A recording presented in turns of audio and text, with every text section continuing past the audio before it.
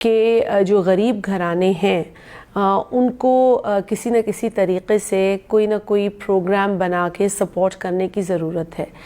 آج انفارچونیٹلی اس ملک کے اندر غربت بہت بڑھ چکی ہے۔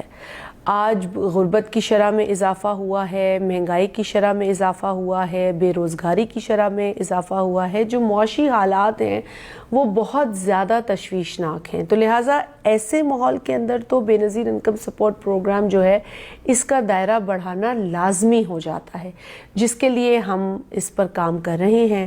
اور تقریباً جون تک جو میں نے بریفنگز لی ہیں، میں نے جو دیکھا ہے تو 8 ملین تک تو اس کا دائرہ وسیع ہوگا، لیکن ہم اس کا دائرہ اور زیادہ بڑھانا چاہتے ہیں موجودہ معاشی حالات کے پیش نظر۔